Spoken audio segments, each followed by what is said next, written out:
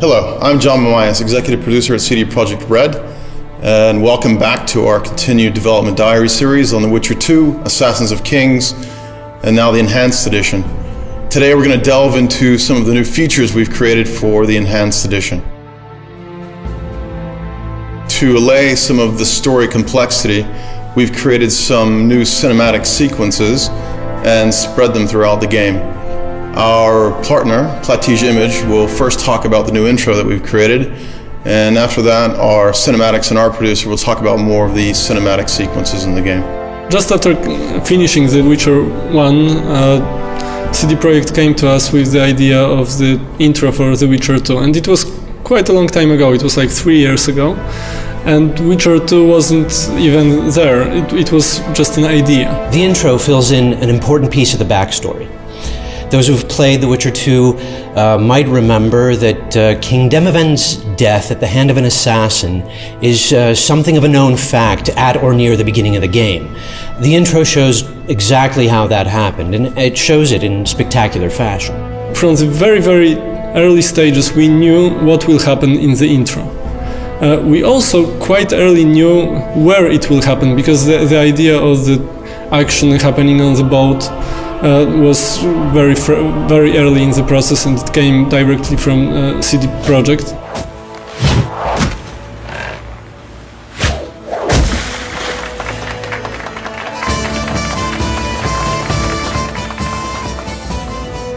One of the very early ideas was that who is the assassin is using a hornet nest to start a chaos on the boat, and he's using this chaos to kill the king and escape from the boat.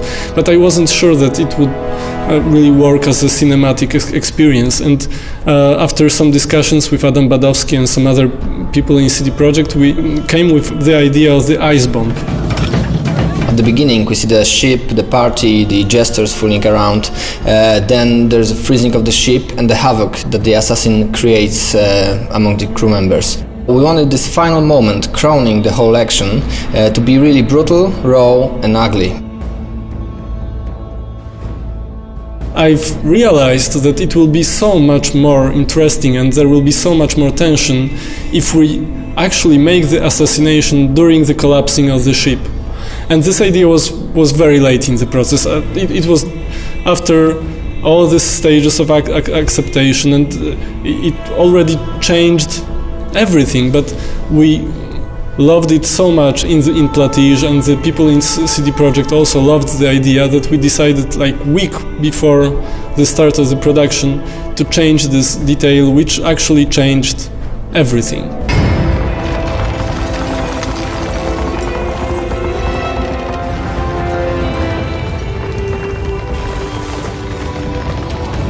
You see individual steps, muscle movements, slashes, and twinkles in the eye that express ferocity or fear. And they're all important. They all bring in a mountain of meaning. They suck you in and draw you to the edge of your seat, and bam, 3.5 minutes and you know you're gonna have one badass motherfucker to contend with.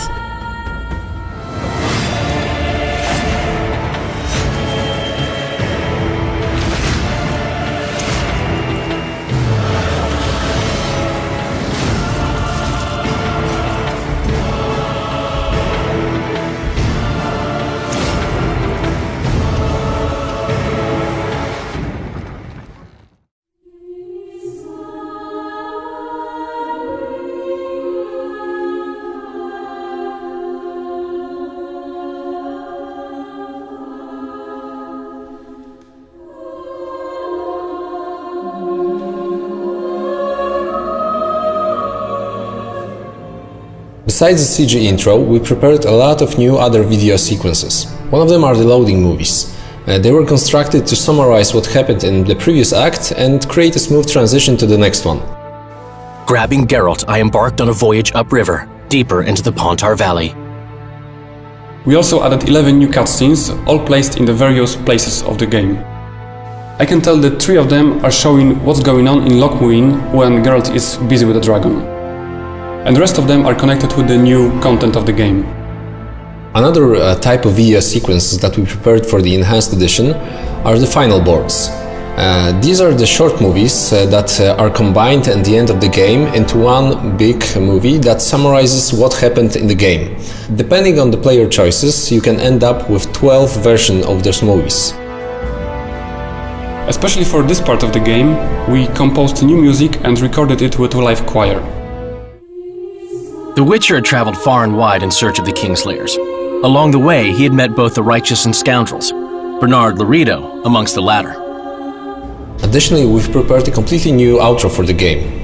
It was fully rendered on our own technology, Red Engine. And right from the start we decided it was going to take place in a whole new location, so yeah, we created a whole new location for it, which includes like new trees, new bushes, everything, just to have it geologically different.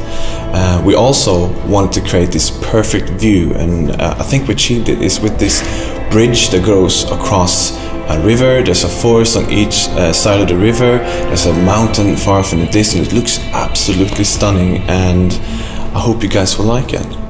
So we've only just scratched the surface of the new content we're adding to Witcher 2 Assassins of Kings Enhanced Edition. Stay tuned for the next Dev Dive, where we talk about the new gameplay mechanics, as well as the new quests and the new characters.